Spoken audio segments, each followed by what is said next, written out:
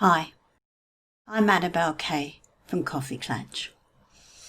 40 years ago this year I started my first business. There were so many things I didn't know. If I stopped to tell you all the things I've learned on the way, it would be Christmas before we really got going. But the one thing I really learned on the way was how important it is to set expectations with your clients and the people you pay about who's doing what, who's paying for what, who's allowed to do what, and who's providing what. Sounds a bit basic, and it's a long way from what many of you will think of as contracts or legal issues.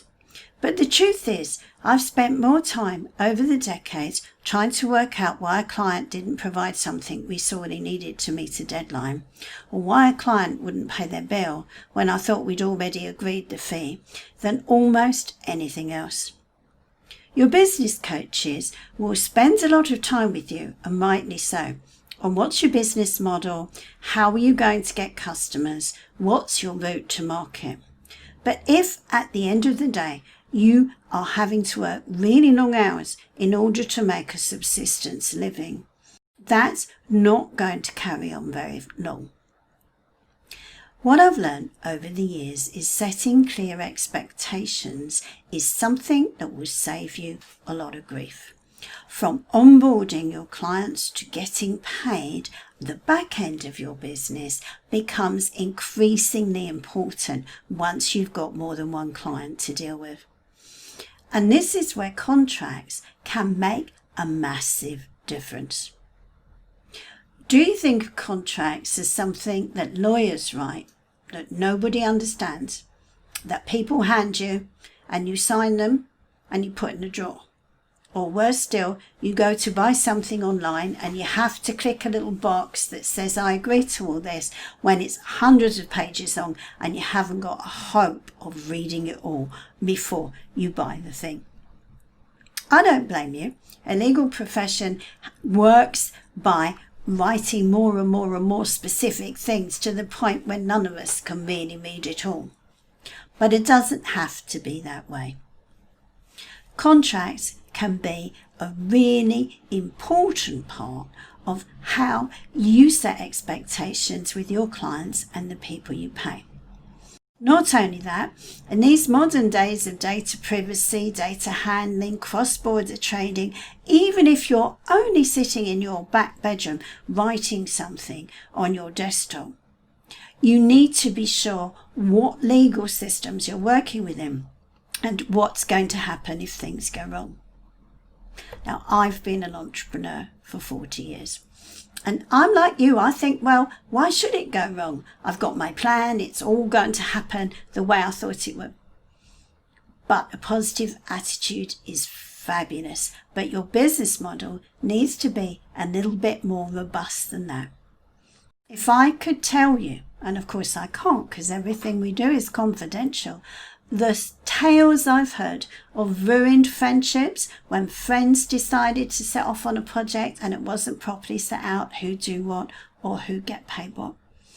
Of family Christmases ruined when siblings or mum and kids fell out over running the family business when it wasn't clear who owned what or who was going to do what.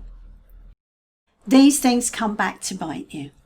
And the agony of feeling that you can't really charge a client for something because it wasn't really clear that it was extra, not only costs you time and stress, but it also costs you money.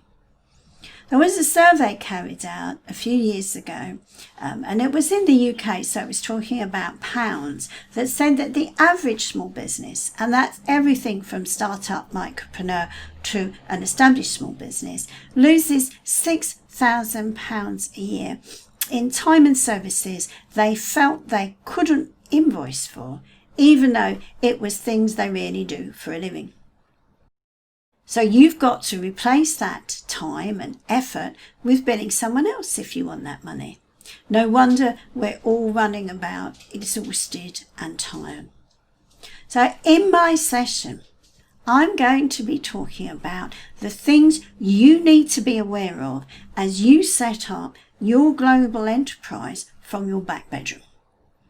And if you're thinking, I haven't got a global enterprise, think again. You are using software that's created in different countries from you. You are sharing information with people, organizations and platforms in different countries from you, even if all of your customers are within a mile of where you live. And for many of us, trading globally has become normal. You don't have to be a digital nomad to have a customer in a different legal jurisdiction to you. We've got a lot going on here. The big corporates have had big legal departments for decades whose sole job is to take care of all of this. But you have got just you. So you really do need to know what basics you need to take care of and when to call for help. And that's what my talk is going to be all about. How to make money with contracts.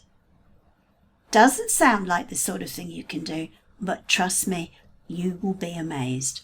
And don't forget to come with lots of questions, lots of scenarios, because the thing I love most of all, if I can do it, is to solve some of your problems live in the room. Looking forward to seeing you and speaking to you. Take care. See you in the room.